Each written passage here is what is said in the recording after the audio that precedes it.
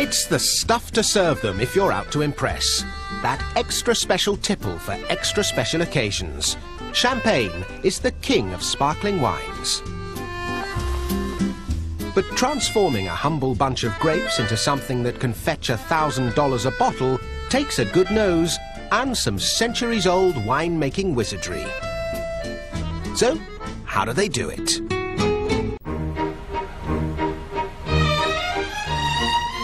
The name Champagne comes from the region in northeast France where it's made. White wine can be as bubbly and as tasty as it likes, but if it doesn't come from these 33,500 hectares of vineyards, it's not champagne.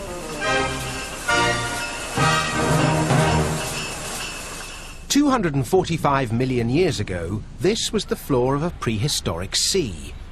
Now the fossilized remains of millions of ancient sea creatures have turned to chalk, providing the perfect growing conditions for grapes, retaining just the right amount of water so the vines don't dry out.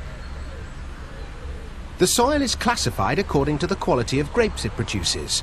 The very best soil is classed as Grand Cru. When it comes to the finest champagne, these little things matter.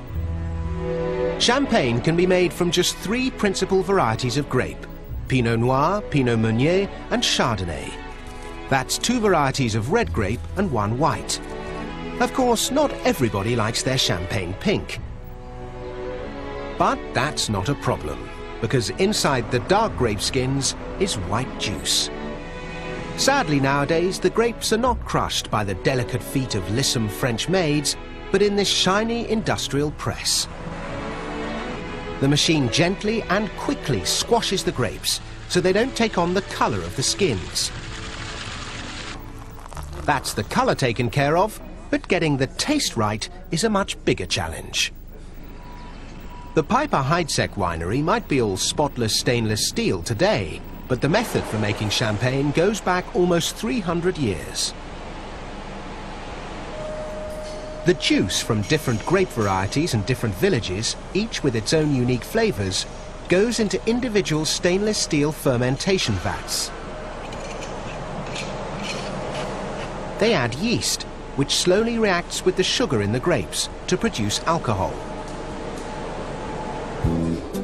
But fine champagne isn't the product of just one batch of grapes. It's a carefully crafted blend of flavours from different crus that produces a distinctive house champagne taste. Over the 6 months in the vats, when the wine is alcoholic but still flat, the super-sensitive noses get to work, choosing which crus to mix with what. Alexandra Rendell explains. Throughout 6 months, they're going to be tasting every single wine. They have to select a certain number that together, in different proportions, needs to have exactly the same taste as the one the consumer today is tasting. You might not be able to tell a Bollinger from a Budweiser, but these guys can tell you what colour socks the farmer was wearing. Delightful. Once the noses have made their choice, the various crus are mixed in exactly the right proportion. And the carefully blended cocktail is poured into 5 million bottles, and a little yeast and sugar added before the bottles are sealed. At the moment, this is just white wine. There are still no bubbles. And champagne without bubbles is like a wedding without a bride. But thanks to the yeast and sugar, a second fermentation is taking place inside the bottle. And because the bottle is sealed, the carbon dioxide can't escape. It's trapped as tiny bubbles. It takes about 3 weeks for the bubbles to form and the yeast to use up all the sugar. Then the yeast dies, but its job isn't quite finished. It's left inside the bottles for 2 years, and the sediment or lees gives the wine a complex, creamy, distinctly champagne flavour. These 18 kilometres of cellars are kept at a constant 12 degrees Celsius for this fermentation process. Once the lees have done their job, they've got to find a way to get them out without losing the sparkle. It's all in the wrist. Every day, a team of men known as the Riddlers perform a bizarre ritual. They delicately rotate 30,000 bottles 1/8 of a turn, gradually tipping it further and further upside down. This laborious process entices the lees into the neck of the bottle.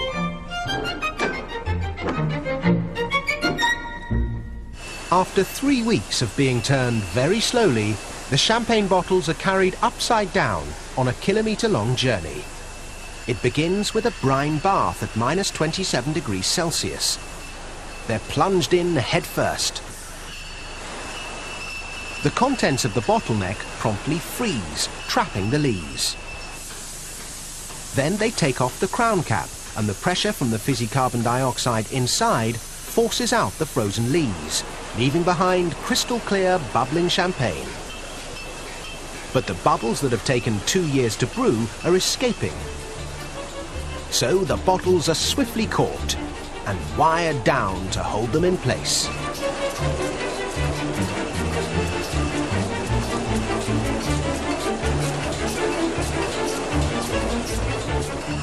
Finally, after more than 2 years of TLC, this very special wine is ready to take on the house colours.